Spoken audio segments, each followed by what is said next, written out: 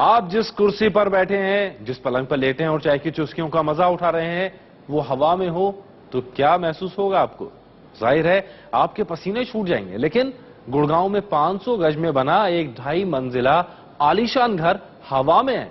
इस घर को हवा में 11 फुट ऊपर उठा दिया गया है। दरअसल इस घर की कहानी अजीबोगरीब है। घर के जमीन में धंसने की वजह से इसे ऊपर उठाया गया है। घर को उठाने के लिए जैक तकनीक का इस्तेमाल किया गया है। जमीन पर तो सभी के घर होते हैं, लेकिन गुड़गांव की इस हवेली की बात ही अलग है। यह हवा में टंगी हुई है और जैसा हम बता रहे हैं, कोई तंत्र मंत्र का कमाल नहीं है। इसके पीछे सीधा सीधा है विज्ञान और विज्ञान का चमत्कार, और विज्ञान के चमत्कार की सच्ची कहानी आप भी देखिए।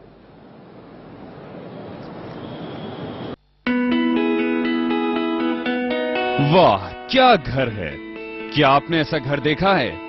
आप कहेंगे नहीं। जनाब, इस घर को गौर से देख लीजिए। बड़ी मुद्दत से ये नजारा देखने को मिला है। कभी कभार तो ऐसा मौका आता है। जमीन पर तो आपके हमारे घर आम हैं, लेकिन गुड़गांव के घाटा इलाके में एक ऐसा घर है जो जमीन पर नहीं बल्कि हवा में आम कर देखिए। यही नहीं, 500 गज में बना ये 2.5 मंजिला आलीशान मकान शांत खड़ा है। दरअसल इस घर की कहानी अजीबोगरीब है। 10 साल पहले की बात है कि ये घर जमीन में धंसने लगा था। ऐसे में आसपास का पानी इस घर के अंदर भरने लगा।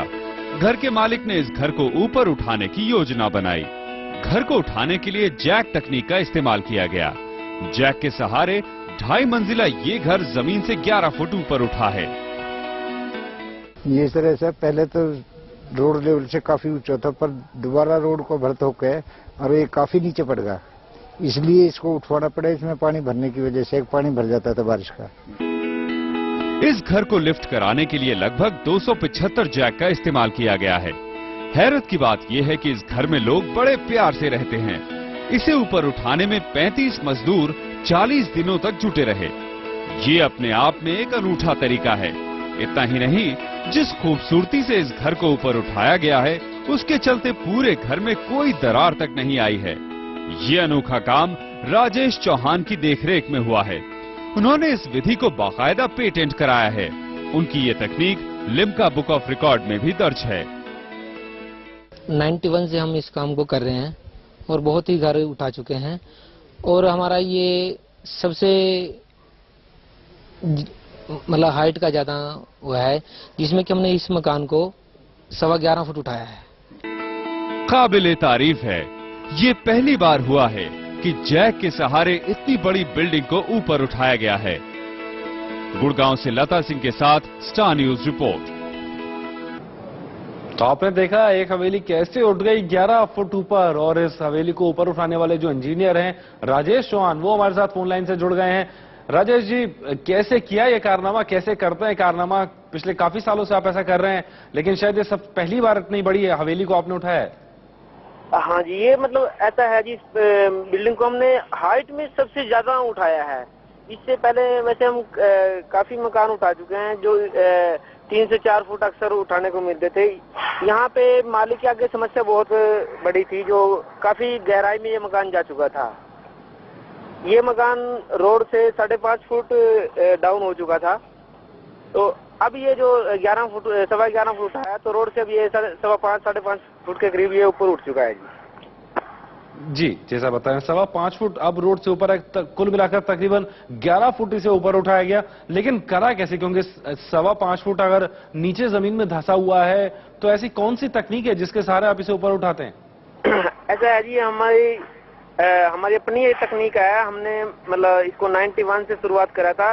मतलब कहते हैं कि अवस्था जो होती है वो आविष्कार की जननी होती है।